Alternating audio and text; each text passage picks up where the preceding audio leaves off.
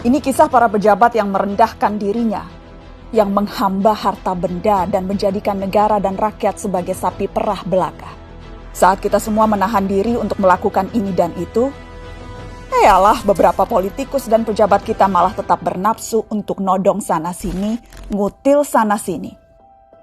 Saat kita semua mencoba bertahan di tengah badai, jungkir balik melanjutkan hidup saat semuanya begitu sulit, para politikus dan pejabat juga tetap berakrobat dengan anggaran.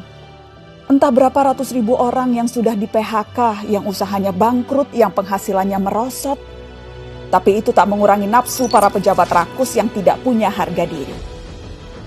Menteri Kelautan dan Perikanan bersama beberapa staf khusus dan pejabat kementerian meminta cashback dari setiap benih lobster yang diekspor. Mereka memakai uangnya untuk berbelanja barang-barang mewah persis ketika kebanyakan dari kita sedang mati-matian bertahan memenuhi kebutuhan-kebutuhan pokok. Saat banyak orang kelimpungan mencari ruangan perawatan karena kamar-kamar rumah sakit sudah sesak dengan pasien COVID, Wali Kota Cimahi malah memperjualbelikan izin pembangunan rumah sakit.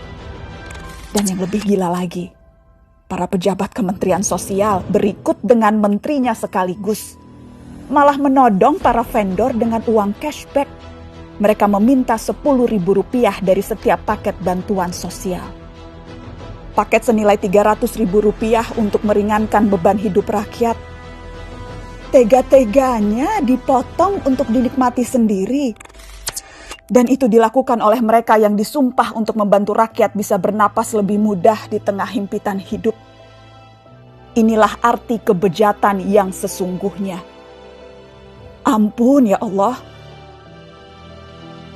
Sejak awal, dana triliunan rupiah yang digelontorkan dalam bentuk bantuan sosial memang rentan diselewengkan. Sudah banyak yang memprediksi potensi ini. Mungkin memang kita tidak kaget, tapi bukan berarti kita harus maklum, bukan berarti kita tidak boleh marah. Kasus-kasus korupsi di tengah pandemi membuktikan kompas moral para politikus dan pejabat kita memang sedang berada di titik terendah. Bahkan pandemi yang membunuh banyak orang, menyengsarakan banyak orang, tak membuat para pelaku menahan diri dari hasrat memperkaya diri sendiri. Pandemi justru menjadi peluang untuk menggarong lebih banyak. Kegentingan dan kedaruratan justru jadi ruang baru untuk bertindak lebih brutal, lebih banal, lebih ugal-ugalan, dan lebih tidak tahu malu. Publik, kita semua justru dibebani pekerjaan tambahan. Selain harus bertahan hidup, kita justru harus lebih teliti mengawasi kebijakan dan penggunaan anggaran. Tambah capek, tambah pegel, tambah frustasi. Tapi pilihannya tidak banyak. Semakin kita apatis, semakin senang mereka menggasak uang negara. Pandemi terbukti melahirkan kebiasaan-kebiasaan baru. Kecuali perilaku para politikus dan pejabat kita. Inilah kenyataannya, sudah sebegitu bangkrutnya moral mereka.